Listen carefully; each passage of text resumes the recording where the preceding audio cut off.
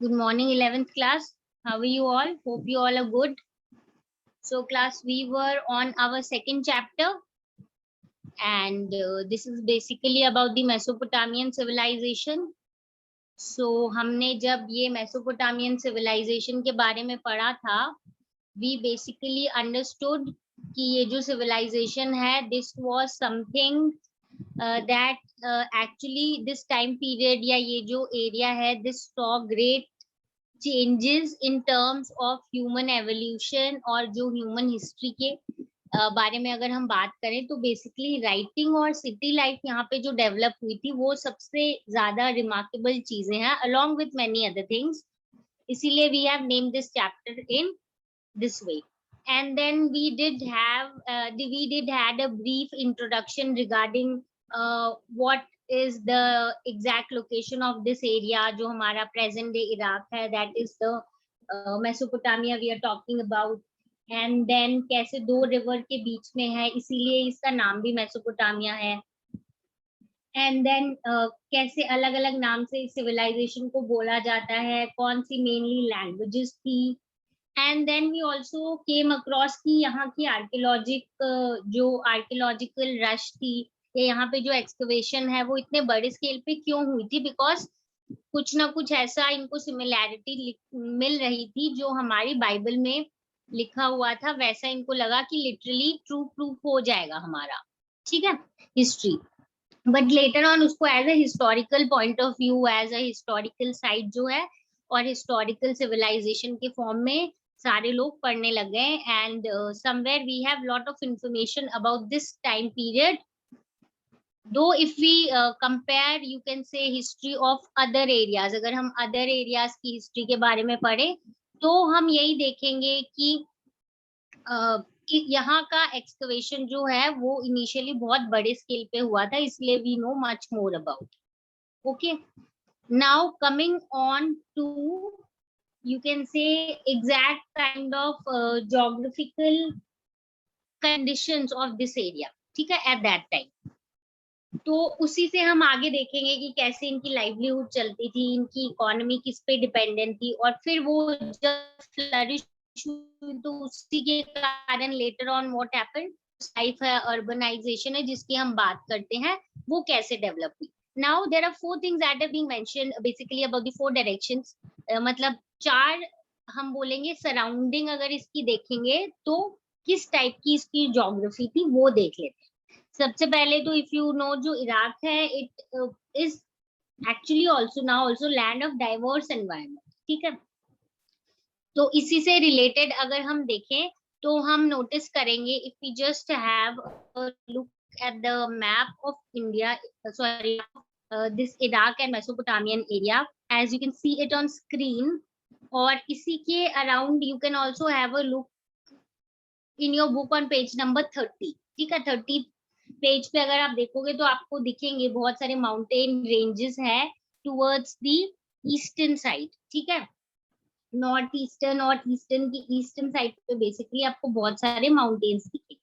Okay, so let us just understand about the geography of Mesopotamia. To start with we will talk about the north east.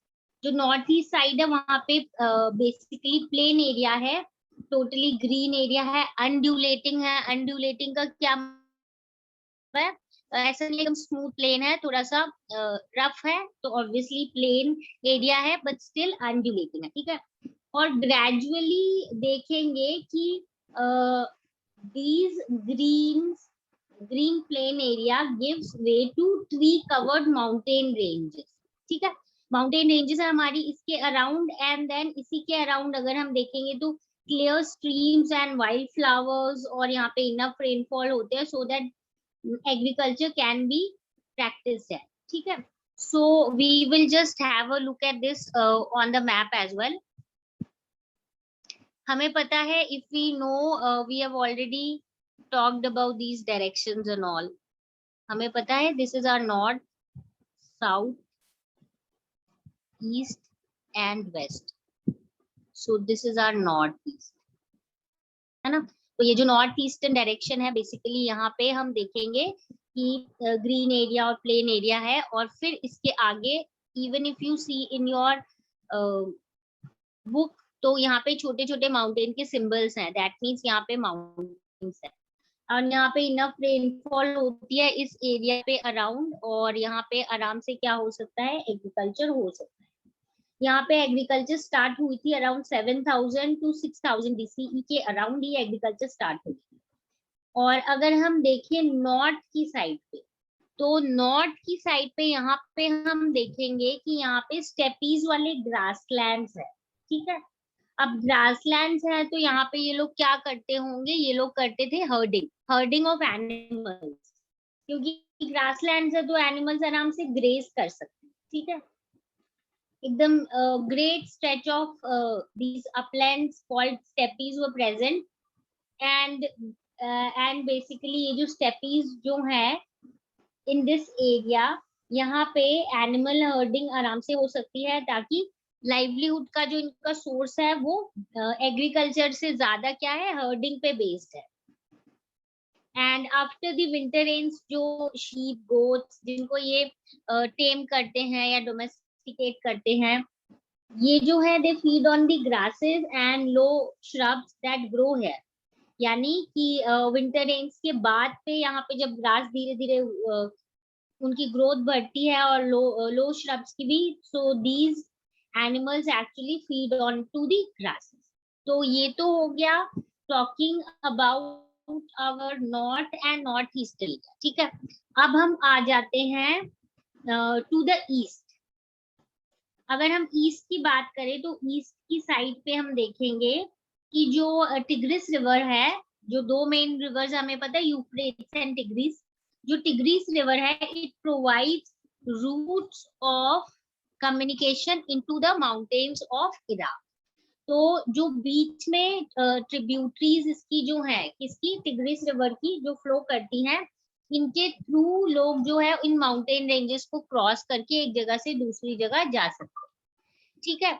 And then if we move on to the next thing, तो वो next thing अपनी क्या है, अगर हम देखें towards the south, south की side पे इनके क्या है, डेजर्ट एरिया है, okay. So this is basically यहाँ पे हम देखेंगे कि डेजर्ट एरिया है साउथ, जो साउथ वाला पोर्शन है मेसोपोटामियन सिविलाइजेशन का, ठीक है। तो अब ये जो हम साउथ की बात कर रहे हैं, यही जगह है जहाँ पे सबसे पहले क्या स्टार्ट हुआ था, राइटिंग, ओके। सो ये यही जगह है जहाँ पे राइटिंग पहले शुरू हुई थी, यही जगह है जहाँ पे पहले हम देखेंगे कि सिटीज डेवलप हुई, ठीक है, सिटीज एंड राइटिंग। एंड ये जो डेजर्ट एरिया है, ये सपोर्ट, हम एक तरीके से हम सोच सकते हैं कि डेजर्ट होने के बाद भी ऐसा क्या हुआ कि यहाँ पे फर्स्ट सिटीज डेवलप हुई और राइटिंग डेवलप हुई, बिकॉज ये जो डेजर्ट है, ये सिटीज यहाँ पे इसीलिए डेवलप हुई क्योंकि जो रिवर यूफ्रेट्स और रिवर टिग्रिस है, ये जो माउंटेन्स हमारे नॉर्थ के माउंटेन्स पे स्टार्ट हुई थी, जब ये फ्लो करती हुई नीचे आती हैं तो ये फाइन सिल्ट जो है मड को डिपॉजिट करती है यहाँ पे, जिसके कारण this area comparatively becomes good, ठीक है। अब when they flood or when their water is let out onto the fields, fertile silt is deposited। बस वही है, अगर सपोज कभी फ्लड आ जाती है या इनका जो भी एक्स्ट्रा वाटर है, अगर वो फील्ड्स में हम देखेंगे आगे कैनाल्स के थ्रू, कैनाल्स डिग करके पहुंचा देते थे ये लोग अपने एग्रीकल्चर फील्ड पे। तो अगर ऐसा कर रहे हैं तो उससे भी क्या होगा, सिल्ट डिपॉजिट होगी and obviously the area will become comparatively supportive. As अगर हम बोलते हैं कि डेजर्ट है, still even though it is desert but still it will be a nice place to see prosperity, ठीक है।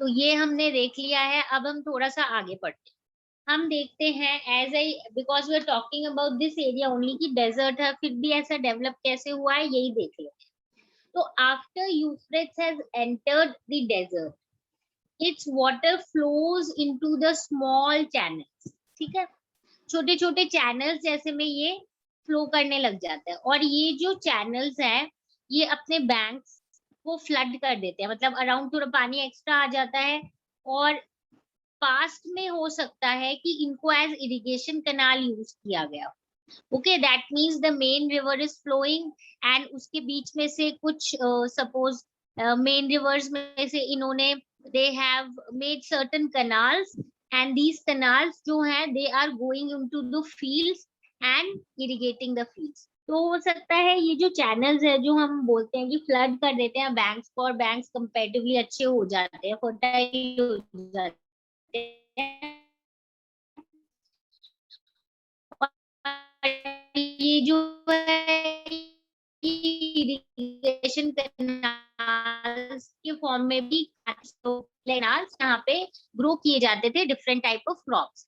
और वो डिफरेंट टाइप ऑफ क्रॉप्स कौन से थे? These were wheat, barley, peas, lentils etcetera.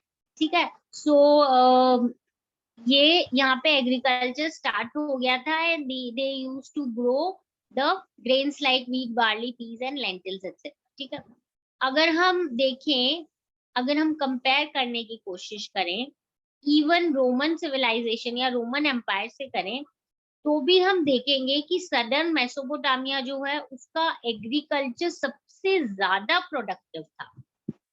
जबकि ये एक ऐसा एरिया था जहाँ पे रेनफॉल जो है वो इतनी नहीं होती थी कि आराम से मतलब बहुत अच्छी तरीके से एग्रीकल्चर प्रैक्टिस किया जा सके। So you understand, we need to understand here कि and see we are comparing it to the Roman civilization जो इसके बाद अभी डेवलप होगा। सो जस्ट इमेजिन कि ये एक ऐसी एरिया थी मेसोपोटामिया जहाँ पे रेनफॉल भी बेसिकली सदर्न मेसोपोटामिया में रेनफॉल भी सफिशिएंट नहीं थी, बट फिर भी इनका जो एग्रीकल्चर प्रोडक्शन था वो it was very much you can say high as compared to the other civilizations of this time as well। ठीक है, कंटेम्पररी और थोड़े आगे पीछे की civilizations। सो अगेन हमें यही समझने की जरूरत है कि दो यहाँ पे डेजर्ट एरिया था, रेनफॉल नहीं थी, पर इनके अलग तरीके थे। इन्होंने इरिगेशन कैनाल्स बनाए थे जो एग्रीकल्चर एरिया में जाते थे, उसको पानी देते थे और वहां पे फिर ग्रो किए जाते थे क्रॉप्स, जैसे कि हमने पढ़ा है wheat, barley, peas, lentils etcetera. ये तो हो गया एग्रीकल्चर से रिलेटेड, बट क्या ये सिर्फ एग्रीकल्चर ही प्रैक्टिस करते थे फॉर लाइवलीहुड या और भी कोई चीज करते थे? सो हमने अभी अभी पढ़ा था कि इनके जो बेसिकली एरियाज है अराउंड दी नॉर्थ डायरेक्शन हमने पढ़ा था, वहां पे हमने पढ़ा था कि स्टेपीज वाले ग्रासलैंड्स है बेसिकली, और वहां पे एनिमल हर्डिंग बहुत ज्यादा होती है। सो दिस इज द एरिया जहाँ पे एनिमल मतलब पैस्चराइजेशन कॉमन था, एनिमल हर्डिंग होती थी और ऑब्वियसली जो एनिमल प्रोडक्ट्स है उसको वो उनका मेन लाइवलीहुड था। ठीक है, सो मेसोपोटामिया की जो शीप और गोट्स जो हमने पढ़ा था that grazed on steppes and even और the north eastern plains and mountain slopes. यहाँ पे ये लोग जो है क्या प्रोड्यूस करते थे? एनिमल प्रोडक्ट जैसे कि मीट, मिल्क, वूल एक्सेट्रा बहुत ज्यादा अमाउंट में प्रेजेंट करते थे ये, and that is why we can say that this was the area which saw one more major form of livelihood, which was basically producing animal products by uh, basically मतलब herding these animals। ठीक है, तो यानी हमने ये देख लिया है कि एग्रीकल्चर में तो ये अच्छे थे ही थे, बट ये एनिमल प्रोडक्ट जो है उसके प्रोडक्शन में भी बहुत अच्छे थे। इसके साथ साथ और जो चीजें ये लोग प्रोड्यूस करते थे for consumption and other things, उसमें आ जाता है अपना फिश। फिश इनकी अवेलेबल थी रिवर्स में। डेट पाम्स जो है वो एक टाइप का मेन फ्रूट था जो समर में ये लोग obviously was one of the important fruit in summer for them. अब इससे हमें पता चल गया है कि इनका जो प्रोडक्शन है वो एग्रीकल्चर में और उसके साथ साथ ये इसमें बहुत ज्यादा प्रोड्यूस होता है, मतलब एग्रीकल्चर प्रोडक्शन बहुत ज्यादा था और कुछ एनिमल प्रोडक्ट्स भी प्रोड्यूस होते थे अच्छी अमाउंट। ठीक है, बट मतलब प्रॉस्पर थे, इनका प्रोडक्शन इन चीजों का बहुत ज्यादा था। बट क्या इसका मतलब ये है कि जब भी एक्स्ट्रा प्रोडक्शन होता है तो क्या वो अकेला रिस्पॉन्सिबल होता है for the growth of cities और नॉट? अगेन यहाँ पे हमें क्या समझने की जरूरत है वी नो कि हाँ प्रोडक्शन एक्स्ट्रा होगा तो लोग उसको ट्रेड करेंगे तो धीरे धीरे सिटीज डेवलप होगी, but it was not, you can say, the single reason for the development of cities. So we cannot say that cities grew simply because of rural prosperity, कि गांव में या जो कंट्री साइड में क्योंकि agriculture और ये सब बहुत ज्यादा हो रहा था, तो इसका मतलब ये नहीं है कि सिर्फ इसीलिए ही यहाँ पे क्या हो गया, सिटीज डेवलप हुई। बहुत सारे और फैक्टर्स हैं which are responsible for the development of urbanization, development of cities in this area. ठीक है, सो अब उसी से रिलेटेड हम पढ़ लेते हैं कि what is the importance of urbanization and what are the factors because of which this area got urbanized.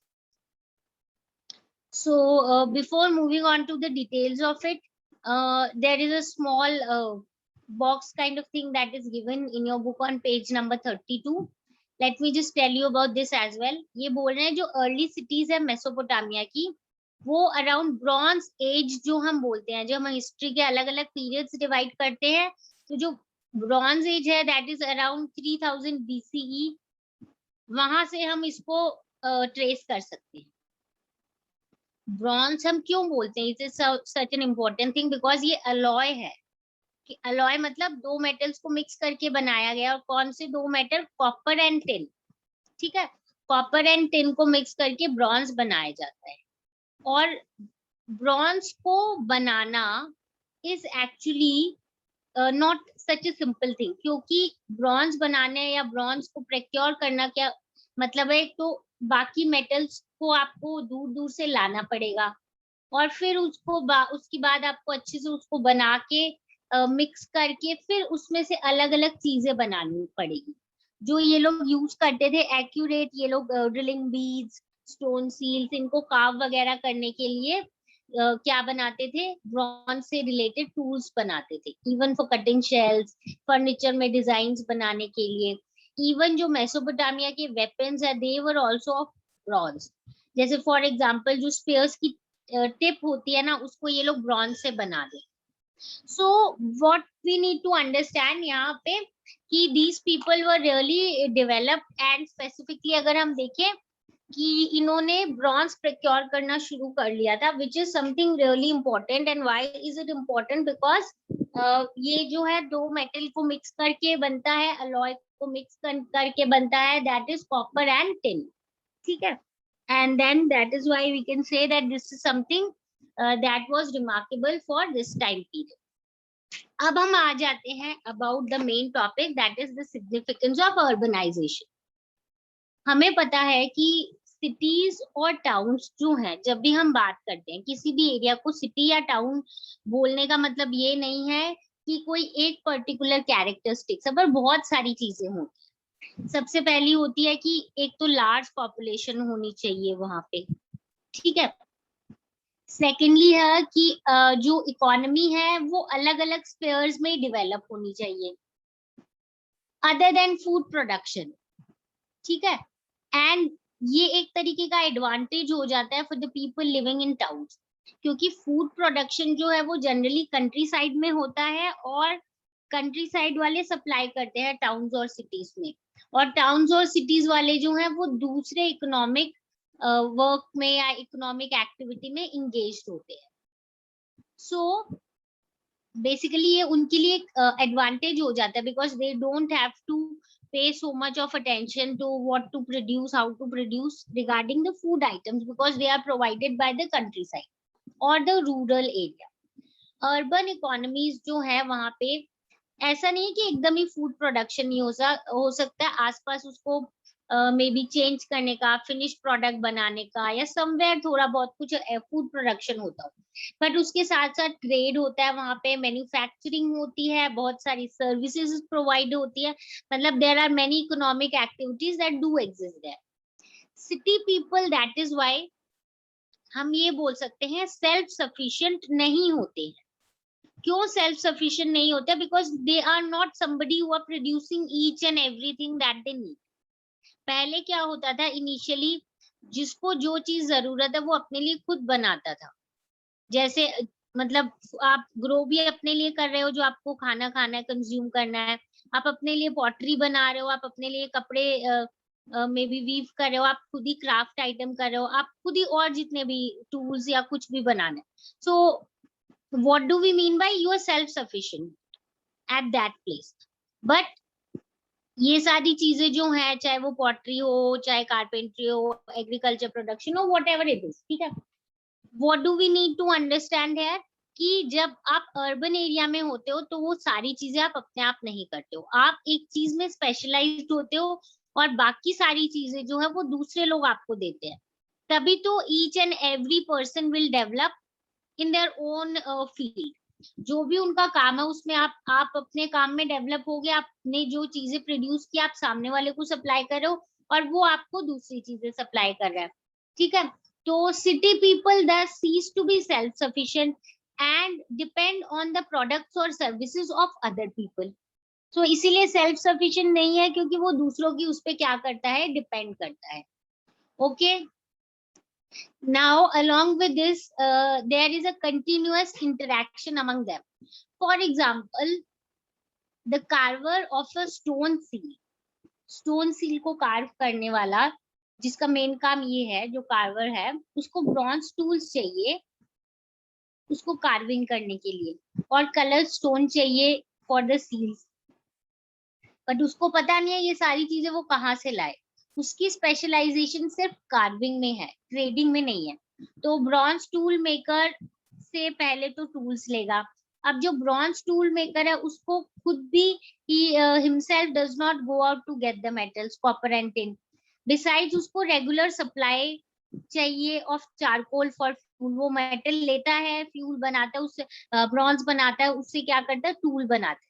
That means आपस में इंटरेक्शन है, आपस में टोटली डिपेंडेंट है और डिविजन ऑफ लेबर हो गया है, ठीक है.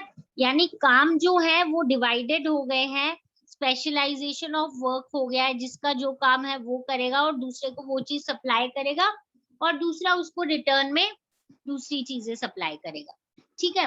अब स्लोली एंड ग्रेजुअली जब हम देख रहे हैं डिविजन ऑफ लेबर हो रहा है, प्रोडक्शन इतना ज्यादा हो रहा है, चीजें एक जगह से दूसरी जगह भेजी जा रही हैं, सिटीज में अलग अलग जगह पे अलग अलग चीजें मैन्युफैक्चर की जा रही. जब इतना हो रहा है तो ऑब्वियसली क्या हो रहा है कि ट्रेड और स्टोरेज धीरे धीरे और मतलब इनकी एफिशिएंटली होने की जरूरत और बढ़ रही है. मतलब ट्रेड ऑर्गेनाइज होना चाहिए और अच्छी जगह अवेलेबल होनी चाहिए सूटेबल स्टोरेज के लिए. तो जब हम बोल रहे हैं ऑर्गेनाइज ट्रेड हो और स्टोरेज हो, तो इसके लिए क्या करना पड़ेगा कि कोई ना कोई हमें एक बॉडी चाहिएगी जो कि चीजों को कंट्रोल और कोऑर्डिनेट कर सके. हमें पता है डिलीवरीज ऑफ अदर आइटम्स, चाहे ग्रेन हो या फूड आइटम्स हो, वो विलेज से सिटी आएंगे, तो उन फूड सप्लाईज को स्टोर करने की जरूरत है. फिर उनको किस तरीके से डिस्ट्रीब्यूट किया जाएगा वो भी देखना है. तो बहुत सारी डिफरेंट एक्टिविटीज हो गई हैं और इन सारी की सारी एक्टिविटीज को हमें कोऑर्डिनेट करना पड़ेगा, है ना.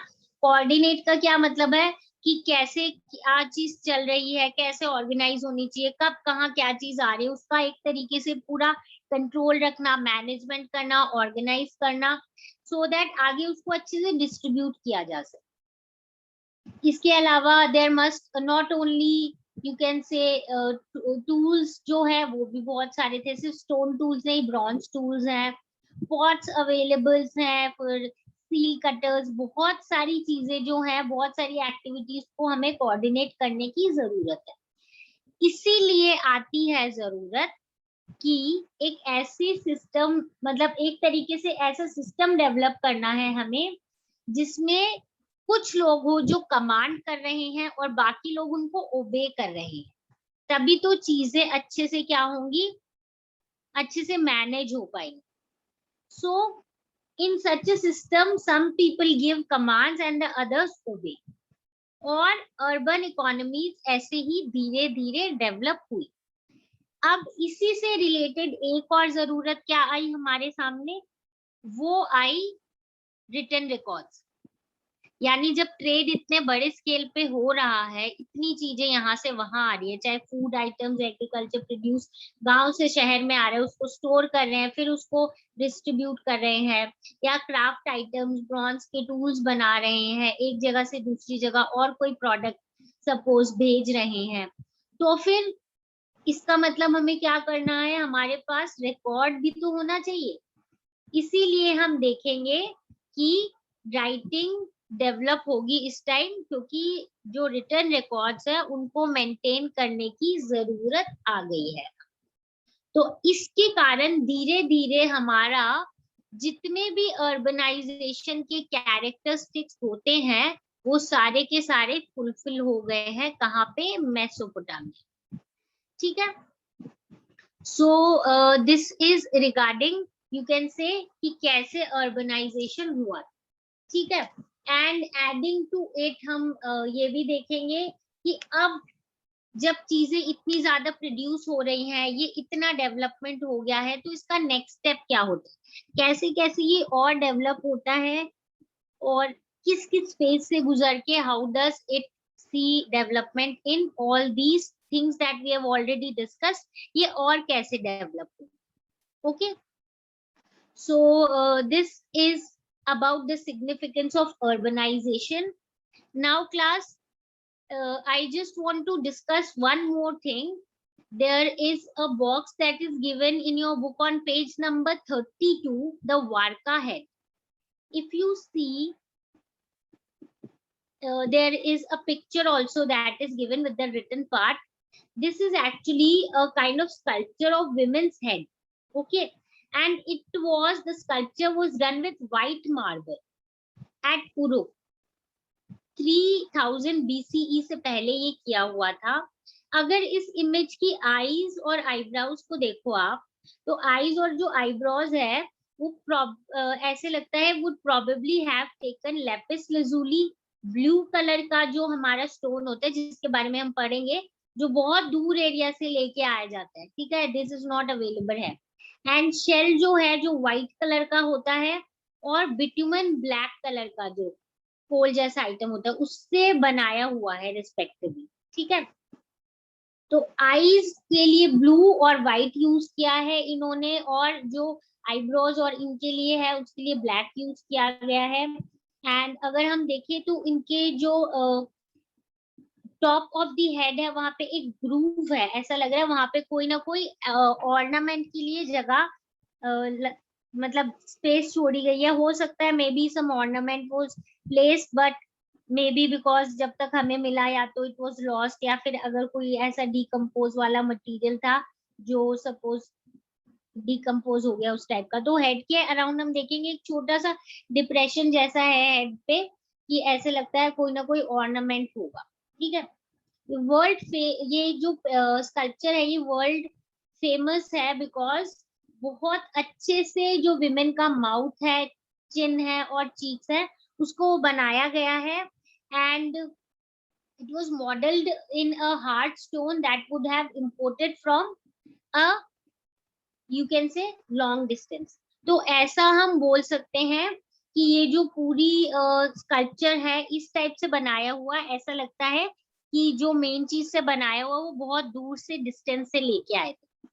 सो this is just a kind of, हम बोलेंगे एग्जाम्पल, कि स्पेशलिस्ट जो है वो अलग अलग एरिया से, इवन दूर दूर एरिया से चीजें मंगाते थे और उसको यूज करते थे for their craft item as well, जिसका हमारे पास एग्जाम्पल है ये sculpture. A great piece of work, world recognised, world famous, क्योंकि बहुत अच्छी तरीके से बनाया हुआ है, with keeping in mind the kind of development phase जहाँ पे वो थे, उनके पास जो टूल्स अवेलेबल थे उसके बेसिस पे, कि बेसिकली कैसे व्हाइट मार्बल से बनाया हुआ है, आईज और आईब्रोज जो है वो अलग अलग आइटम से बनाए हुए हैं, हेड पे ग्रूव की स्पेस है, और जो एकदम सारे फीचर्स हैं, they are made very very nicely and sculpted very very nicely. ठीक है, so this just gives us example of their not only skill and development but की trade था, और दूर दूर एरिया से चीजें लाते थे, क्राफ्ट्स के लिए भी यूज करते थे।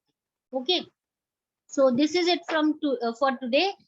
From tomorrow, we'll be studying about the next topic, which is somewhere explaining us कि ये लोग और कैसे develop करें. ठीक है?